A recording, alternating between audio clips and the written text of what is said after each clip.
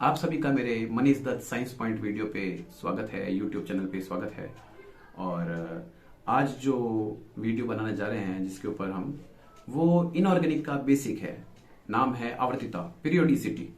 और इसी के आधार पे आरपीएससी यूपीएससी में साइंस के जीके के सवाल 11th 12th 10th सभी जो क्लासेस हैं उनमें क्वेश्चंस आते हैं। और इसको सीखने के बाद आप 9th 10th 11th 12th जो आगे ऊपर की क्लासेस है उनके अंदर क्वेश्चन को अच्छे से अटेंड कर पाएंगे। आज हम पढ़ते हैं आवर्त सारणी। उसमें एक बहुत अच्छी टॉपिक है, अच्छा टॉपिक है, वो है पीरियोडिसिटी, आवर्तिता।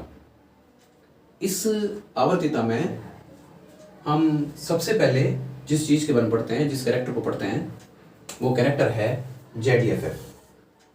क्यों? क्योंकि ये सबसे मुख्य कैरेक्टर है। इसी की वजह से सारे कैरेक्टर कम या ज्यादा हो रहे हैं इस एटम में। अब क्या है उसके बारे में हम पढ़ते हैं।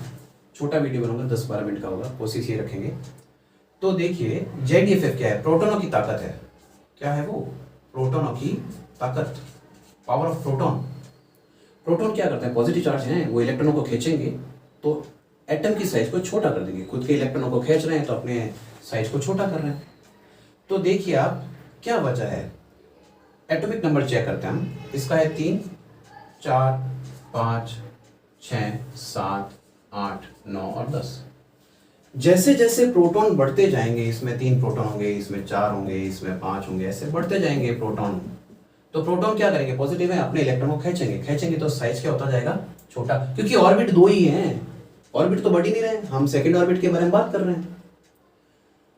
सेकेंड ऑर्बिट के बारे में जब बात कर रहे हैं तो जैसे जैसे साइज छोटा हो रहा है तो उसकी वजह हम बता रहे हैं JDFF, प्रोटॉनों की ताकत के बारे में, पावर ऑफ प्रोटॉन के बारे में। तो दूसरी चीज हम क्या देख रहे हैं? साइज घट रही है। लेफ्ट राइट साइज घटती है तो अप टू डाउन साइज क्या होगी? बढ़ेगी। क्यों? क्योंकि JDFF ऊपर से नीचे जाने पे घटेगा और लेफ्ट राइट जाने पे बढ़ेगा। जो मैं यहां पे बता रहा हूं उसका एकदम उल्टा अप टू डाउन होगा। लेफ्ट राइट में JDFF बढ़ता है, ऐसे तीर लगा के याद कर लो।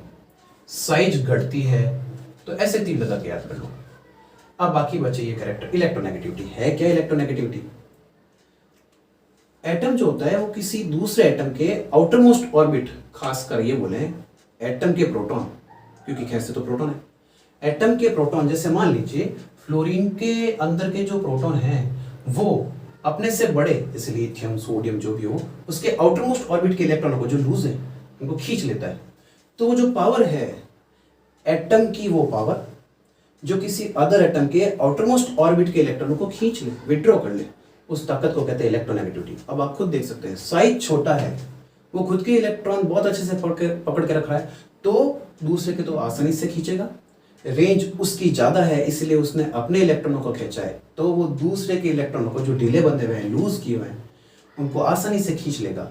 तो इनकी इलेक्ट्रोनेगेटिविटी क्या है? ज्यादा, इनकी इलेक्ट्रोनेगेटिविटी कम। यानी लेफ्ट टू राइट गए तो इलेक्ट्रोनेगेटिविटी बढ़ती है। कैरेक्टर के साथ उसके बारे में बता रहे हैं। फिर है इलेक्ट्रॉन गेन एंथैल्पी। क्या है ये? जब हम किसी एटम में इलेक्ट्रॉन डालते हैं, जैसे ही डालते हैं वो कुछ एनर्जी रिलीज करता है, उसे हम कहते हैं इलेक्ट्रॉन गेन एंथैल्पी। वर्ड से ही इसके बारे में पता कर सकते हैं, इलेक्ट्रॉन के गेन होने से जो एंथैल्पी रिलीज हो रही है। तो जैसे ये बड़े साइज के हैं, तुम याद रखना सभी बच्चे, सभी स्टूडेंट ध्यान से देखें कि ये बड़े हैं साइज में, ये सारे क्या होते हैं? इलेक्ट्रॉन डोनर, ये डोनेट करते हैं तो ये बन जाते हैं सारे प्लस। ये सभी जनरली पी ब्लॉक वालों में, खासकर फ्लोरीन, ऑक्सीजन वगैरह, वो सारे इलेक्ट्रॉन लेते हैं, वो है एक्सेप्टर, तो ये सारे माइनस बन जाते हैं। अब देखिए जरा, ये इलेक्ट्रॉन डोनेटर है और हम इनको इलेक्ट्रॉन देना चाहते हैं, ये थोड़ा अपोज करते हैं, इसलिए इनकी इलेक्ट्रॉन गेन एंथैल्पी की वैल्यू कम होती है। इलेक्ट्रॉन गेन एंथैल्पी की जो वैल्यू होती है वो माइनस में कम आती है इनकी, और इनकी आती है ज्यादा। इलेक्ट्रॉन गेन एंथैल्पी की वैल्यू कैसे लिखते हैं? जैसे मान लीजिए इसकी इलेक्ट्रॉन गेन एंथैल्पी की वैल्यू है -100। जैसे जैसे आगे बढ़ेंगे इलेक्ट्रॉन गेन एंथैल्पी की वैल्यू माइनस में बढ़ेगी। यहाँ होते होते ऑक्सीजन तक आएंगे जब हम, तो इसकी वैल्यू हो जाएगी, मान लेते हैं 250 या 300 किलो जूल पर मोल के हिसाब से चलता है इसका मामला। अब फ्लोरीन में यहाँ एक गड़बड़ है। आप कहोगे सर फ्लोरीन में, सर वहाँ तो 300 तक पहुंची नहीं है, वो तो कम हो जाती है, 200 तक आ जाती है। ये एग्जाम्पल के हिसाब से बता रहा हूँ। ये ऐसा क्यों होता है कि इसको इलेक्ट्रॉन देते हैं, ये तो लेना ही चाहता है, इलेक्ट्रॉन लेके तेजी से इलेक्ट्रॉन की वजह से एनर्जी को फेंकता है तो जो भी दे रहा है, रिलीज कर रहा है एनर्जी को, उस एनर्जी की वैल्यू तो बहुत होनी चाहिए। लेकिन चूंकि इसके अंदर इलेक्ट्रॉन बहुत पास पास में है, तो आने वाला जो इलेक्ट्रॉन होता है वो इन इलेक्ट्रॉनों से एक अपोज मिलता है उसको, यानी ये रिपल्ट करते हैं फ्लोरीन के इलेक्ट्रॉन आने वाले इलेक्ट्रॉन को रिपल्ट कर रहे हैं। तो क्या होगा, इसको हम अंदर डालने के लिए थोड़ी सी एनर्जी देंगे। वो एनर्जी मान लेते हैं प्लस में है, मान लीजिए +50 है, और जो इलेक्ट्रॉन डालने पे एनर्जी रिलीज हुई उसकी वैल्यू है -300, तो वैल्यू कितनी आएगी 250।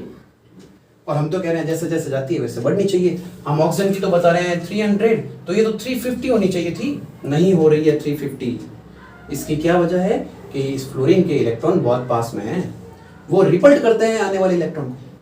तो इलेक्ट्रॉन की एंथैल्पी की वैल्यू क्या होती है, माइनस में बढ़ती है। बस ये अपवाद है। 3 चीजें साथ सीखा ये अपवाद के बारे में, इलेक्ट्रॉन गेन एंथैल्पी क्या होती है और उसकी पीरियोडिसिटी क्या है। तो इसको भी लिखेंगे अब। फिर है ionization enthalpy, ionization potential. Ionization enthalpy के बारे में हम बताएं तो इसको सीखने के लिए भी साइज का ही मामला, ZeF का ही मामला है। हिंदी में इसको आयनन ऊर्जा कहते हैं। तो ये थोड़ा उल्टा है। किसी को आयोनाइज्ड करने का मतलब क्या है, उसमें से इलेक्ट्रॉन को निकालना। जैसे जैसे साइज छोटा होता जाता है, आयनाइजेशन एनर्जी, आयनन ऊर्जा का मान जो है वो बढ़ता जाता है। क्यों बढ़ता है, वही बात है ZeF। साइज बड़ा है, इलेक्ट्रॉन आसानी से निकल जाएगा।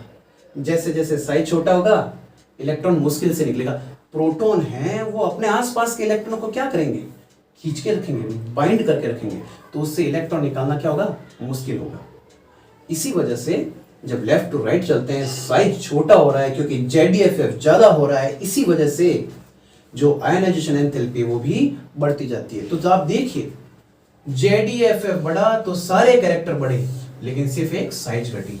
कब, लेफ्ट टू राइट, ये सिंगल लाइन में इसको बताया गया। और अप टू डाउन में क्या होगा, ZeF और सारे कैरेक्टर, इलेक्ट्रोनेगेटिविटी है, इलेक्ट्रॉन गेन एंथैल्पी है, आयनाइजेशन पोटेंशियल है, ये सारे घटेंगे। इसी तरह से बेसिक होते हैं उसके। ये सबसे छोटे टाइम पीरियड में बेसिक को सिखाया गया है। इसी से हम क्या करते हैं कि जो इनऑर्गेनिक के सिस्टम हैं उनको सीखते हैं। तो आज ये जो टॉपिक है ये आपको हर जगह काम आने के लिए बेसिक को सिखाता है। और ये जो आवर्तिता, पीरियोडिसिटी का बेसिक है, ये इसी के अंदर सारा सार आ गया है। आप सभी व्यूअर्स और जिन्होंने भी मेरे YouTube channel Manish Dutt science point को सब्सक्राइब किया है, उन सभी का बहुत बहुत धन्यवाद और हृदय से आभार।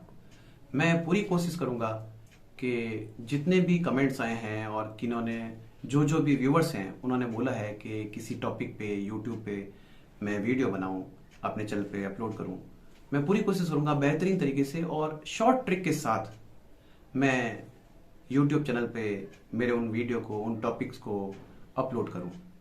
और आशा है कि आप सभी वीडियो को शेयर करेंगे, लाइक करेंगे, सब्सक्राइब करेंगे और आप अपना प्यार देंगे।